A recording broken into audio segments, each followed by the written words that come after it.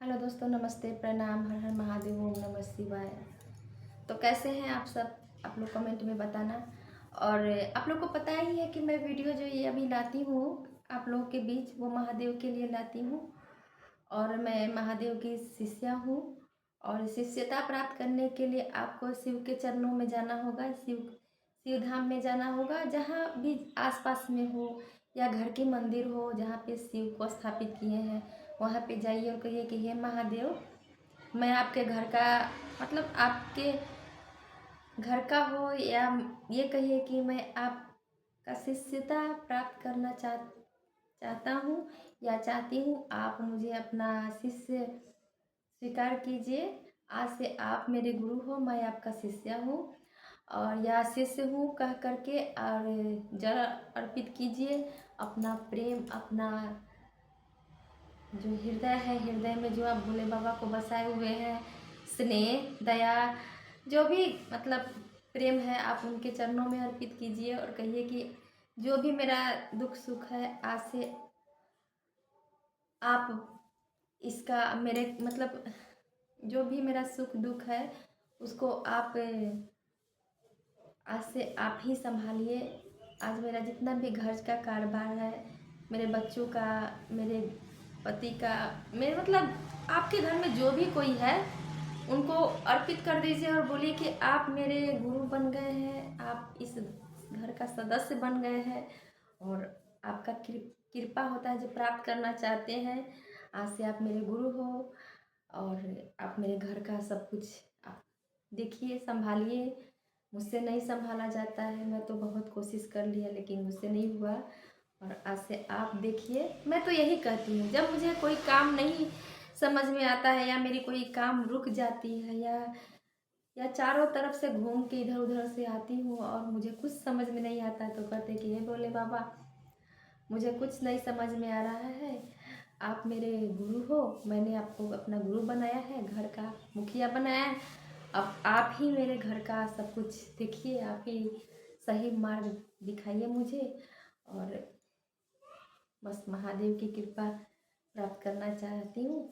और जो भी मुझे फल मिलता है, अच्छा फल भोले बाबा मुझे देते हैं, तो सबको कहते हैं।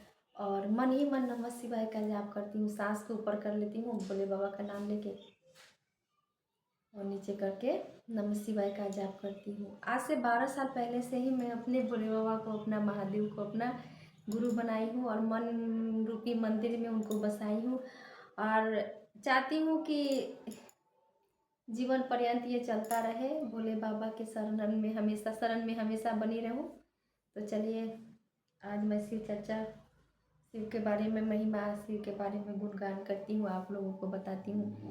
पिछले वीडियो में भी मैं भगवान के बारे में बहुत कुछ मतलब कहानी आप लोगों को सुनाती रहती थी और चाहती हूँ कि आप लोगों को हमेशा भोले बाबा की महिमा, भोले बाबा का गुणगान आप लोगों के बीच लाती रहूँ और सुनाती रहूँ।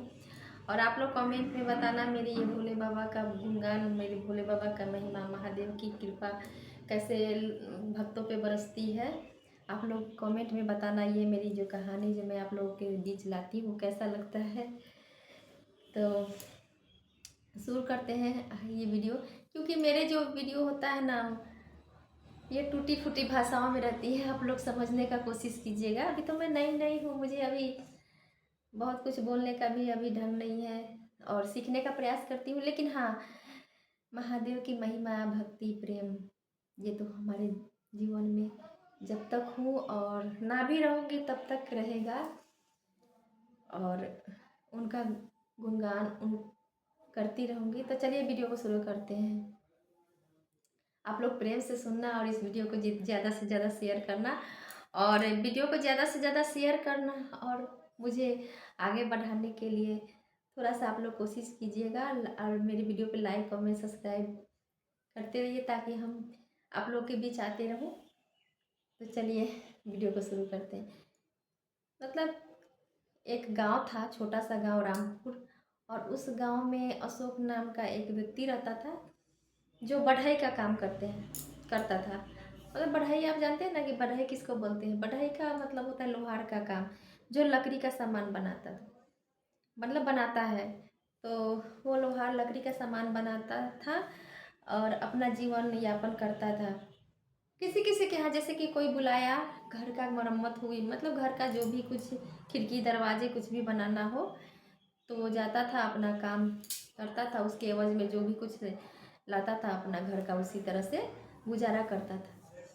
बढ़ई का काम करता था बहुत प्रेम से। कोई भी मतलब कहने का मतलब कि अगर आप कोई काम करते हो तो उसको प्रेम से कीजिए, और हाँ, करते करते अपने भगवान का नाम मत भूलिए। तो वो यही कहता था कि मतलब हे भोले बाबा, मेरा जो ये मैं जो काम कर रहा हूँ उस काम में मुझे सफलता दीजिए। जो मैं आज लकड़ी का जो सामान बना रही हूँ उसको इतना प्यार से बना, मतलब मेरे हाथों से बनने की लोग प्रसन्न हो जाए। और गुनगुनाते रहता था और भोले बाबा को पता था कि दया कीजिए, हे भोले बाबा मुझे दया कीजिए कि मेरा सामान मतलब जो भी कुछ बना रही रहा वो अच्छा से निखर के आए। और सही में उसका सामान बहुत अच्छा निखर के आता था और बहुत अच्छा से वो अपना काम करता था।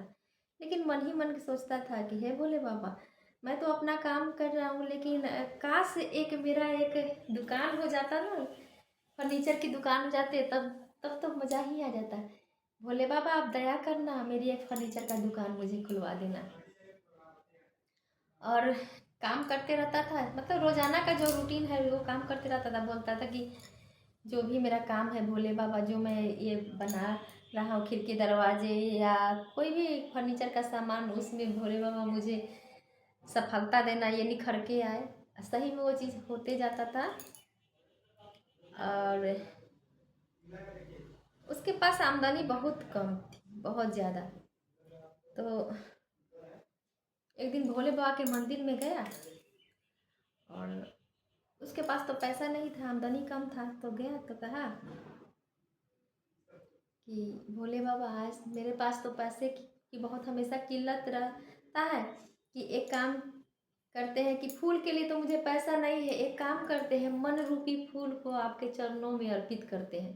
तो बोलता है कि हे भोले बाबा, मैं प्रेम से आपको फूल चढ़ा रहा हूँ, ये फूल आप आपको समर्पित कर रहा हूँ, आप स्वीकार कीजिए और मेरी मनोकामना पूरा करिए कि मेरा एक फर्नीचर का दुकान हो जाए। आप तो देवों के देव महादेव हैं, आप सब कुछ कर सकते हैं।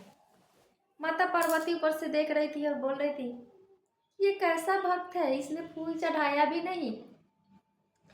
और भोले बाबा को इतना प्यार से पुकारता है, बोलता है कि भोले बाबा आप दयामय है, कृपामय है, भक्तों का दिल का पुकार सुनते हैं, मैं आपका भक्त हूँ, छोटा सा भक्त हूँ।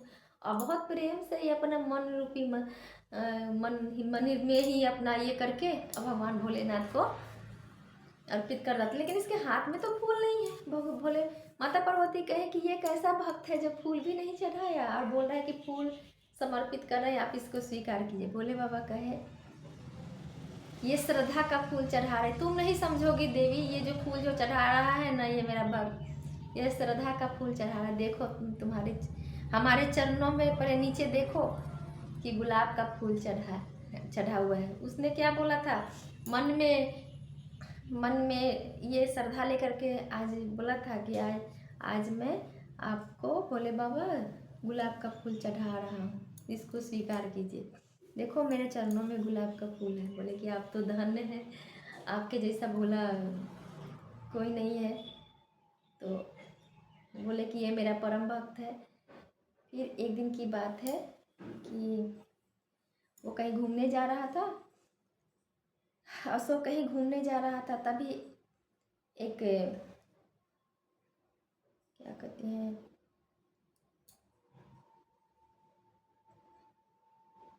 ठेकेदार की नज़र पड़ गई। अशोक एक ठेकेदार की नज़र अशोक पर पड़ जाता है। वो तो अशोक का काम तो हमेशा मतलब उसका चर्चे में, हर सारे जगह चर्चे में था कि अशोक बहुत अच्छा काम करता है बढ़ई का। तो ठेकेदार का नज़र पड़ जाता है। ठेकेदार बोलता है कि मेरा घर का काम चल रहा है, एक जगह में ठेकेदारी लिए हैं, बिल्डिंग बन रहे हैं, घर का काम चल रहा है, तुम एक काम करो कि तुम आ जाना और मेरा जितना भी फर्नीचर का काम है, जितना भी खिड़की दरवाजे का काम है, और अब बहुत सारे वर्कर लगा हुआ है, तुम भी आ जाना और साथ साथ करना, और उसके एवज में तुमको पैसा देंगे। बोले कि ठीक है हम आ जाएंगे। तो क्या किया कि अशोक चला गया ठेकेदार के पास और कल से ही उसके काम में लग गया। अच्छा खासा पैसा ठेकेदार देता था और बहुत ही प्रेम से ये अशोक क्या करता था कि वो अपना बढ़ई का काम करने लगा।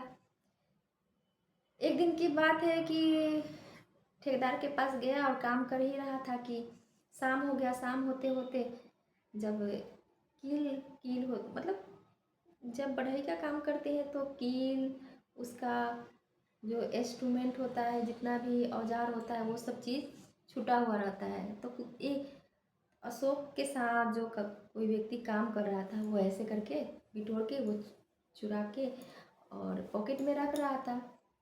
तो अशोक बोला कि अरे अरे ये क्या कर रहे हो, कि ऐसा नहीं करना चाहिए। कि एक तो ठेकेदार अच्छा खासा तुमको पेमेंट देता है, उसके बाद खाना पीना भी देता है, और ये तुम क्या कर रहे हो, तुम चोरी कर रहे हो, ये ठीक बात नहीं है, चोरी नहीं करना चाहिए। बोला अपने काम से काम रखो। उसका दोस्त बोलता है कि अपने काम से काम रखो, मेरे काम में दखल अंदाजी मत करो। अगर तुम मेरे काम में दखल अंदाजी करोगे तो फिर बुरा हो जाएगा कि तुमको हम सब मिल के और तुमको निकलवा देंगे, ठेकेदार को बोल के। ठेकेदार कहीं दूर से सुन रहा था, बोला कि अरे मैं उसी समय से तुम लोगों का बात सुन रहे हैं, अशोक क्या बोला और तुम लोग क्या बोल रहे हो, और तुम लोग निकल जाओ, तुम लोग ईमानदारी के लायक नहीं हो। और अशोक को बोला कि अशोक तुम सुपरवाइजर का काम करो, सारा काम संभालो, और कोई बढ़ई होता है तो उसको बुलाते हैं, काम करवाओ। अशोक को वहाँ पे इज्जत भी मिला।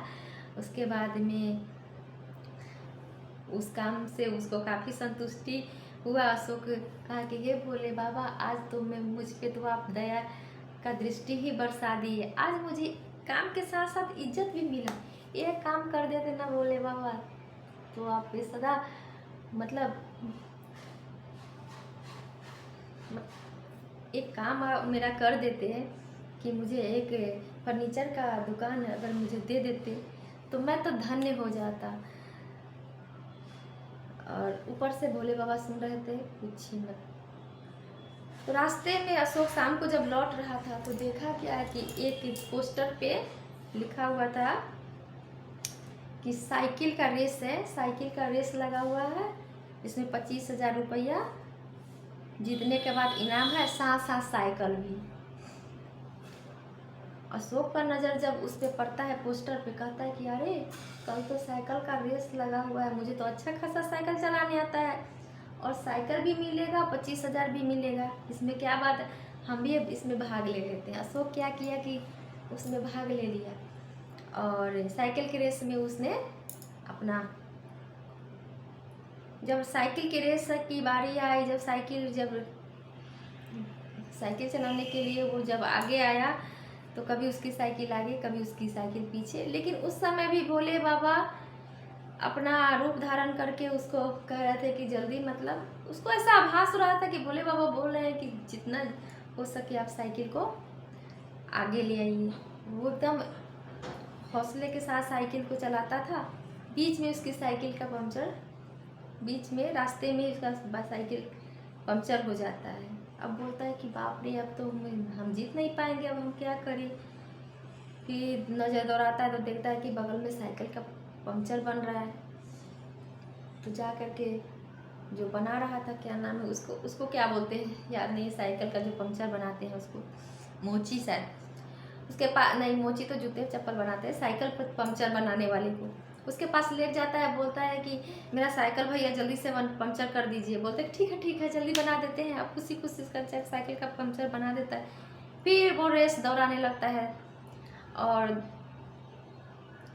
वो तो पीछे पड़ गया था, फिर भी मतलब उसको तो मन में हौसला था, उमंग था, और उसको बहुत ज़्यादा मतलब ये था कि हम जीत जाते तो काश हमारी साइकिल ये फर्नीचर की दुकान हो जाती। वो अपने हौसला को बुलंद करते हुए साइकिल को, रेस को एकदम आगे बढ़ाते हुए और अंत मतलब लास्ट टाइम होते होते वो रेस जीत जाता है और भोले बाबा को कहता है कि हे भोले बाबा, आप धन्य हैं, आपका महिमा अपरंपार है। अगर आप हमारे साथ नहीं होते तो हम साइकिल का रेस नहीं जीत पाते। और किसी न किसी रूप में भोले बाबा, जहाँ पे साइकिल बनाने वाला जो उसका वो साइकिल जहाँ पे पंक्चर हो गया था, पंक्चर बनाने के लिए उसका दृष्टि जहाँ जाता है वहाँ भी भोले ही बाबा थे। और रेस में आगे करने के लिए उकसाने वाले भोले बाबा ही थे। और देखते देखते वो रेस जीत जाता है। उसके बाद उसके हाथ में साइकिल भी है और 25,000 रुपया उसको मिलता है। उसी 25,000 रुपये से वो अच्छा खासा दुकान खोल देता है और अपना फर्नीचर का दुकान खोल देता है और अपना दुकान स्टार्ट कर देता है। धीरे धीरे उसका दुकान अच्छा खासा चलने लगता है। लेकिन इत्तेफाक से वो फिर क्या होता है कि ये जो ठेकेदार की नज़र उस दुकान पे पड़ता है। कहता है कि अरे ये तो अशोक है, वो बहुत ही ईमानदार जो मेरे यहाँ काम किया था। और जा करके बोलता है अशोक, आज तुम्हारा ये दुकान खराब हो गया, आज तुम्हारा फर्नीचर का दुकान। बोलता है कि हाँ सरकार, मेरा तो आज दुकान भोले बाबा की कृपा से खराब हो गया। तो कहता है कि एक काम करो कि हम तो बड़े बड़े बिल्डिंग का काम करवाते हैं, बड़े बड़े बिल्डिंग का काम करते हैं, ठेकेदारी का काम करते हैं, उसमें बहुत सारे फर्नीचर लगती है और खिड़की दरवाजे, जितना भी काम होगा ऐसे मेरा जितना भी काम होगा तुम करना। और देखते ही देखते अशोक का काम दो मतलब दिन दूनी चार रात चौगुनी होती गई और उसकी मेहनत भोले बाबा की कृपा से आगे बढ़ती गई। और टूटी फूटी भाषाओं में मुझे तो अभी आप लोग समझने का कोशिश करना कि महादेव की, आप लोग बस इतना ही समझने का कोशिश करना। मैं क्या बोली, इस बात को आप पकड़ने का कोशिश करना है कि भोले बाबा ने कैसे अपनी दया दृष्टि अपने भक्तों के लिए रखते हैं और कैसे अपने भक्तों को कभी निराश नहीं होने देते हैं। बस थोड़ा सा संकट आते हैं और धैर्य और हिम्मत से काम लेना चाहिए और कभी घबराना नहीं चाहिए। और जो भगवान की भक्ति में लगते हैं, भगवान की पूजा करते हैं, भगवान की आराधना करते हैं, उनके चरणों में रहते हैं, तो थोड़ा सा परीक्षा तो भगवान लेते ही हैं। तो इससे मत घबराना चाहिए। और भगवान भोलेनाथ मुझसे भी परीक्षा लेते हैं और मुझे पता है कि भगवान भोलेनाथ एक दिन हमारी भी परीक्षा को सफल करेंगे और हमारी भी सारी जितनी भी मुरादें हैं वो पूरा होगी। आप लोग भी भगवान भोलेनाथ के शरण में जाइए, उनकी शिष्यता प्राप्त कीजिए, उनसे दया मांगिए, उनसे कृपा मांगिए, भक्ति मार्ग पे चलिए। और इसी के साथ हर हर महादेव, ओम नमः शिवाय। और प्लीज़ आप लोग इस वीडियो को ज़रूर देखना, ज़्यादा से ज़्यादा शेयर करना। मैं नई हूँ, आप लोग को पता ही है, तो आप लोग थोड़ा सा मुझे सपोर्ट करो। बहुत उम्मीद लेके आई हूँ, बहुत आशा लेके आई हूँ कि आप लोग मुझे सपोर्ट करोगे, आगे बढ़ाओगे, हमारी वीडियो को शेयर करोगे। तब तक के लिए हर हर महादेव, जय माता पार्वती, ओम नमः शिवाय।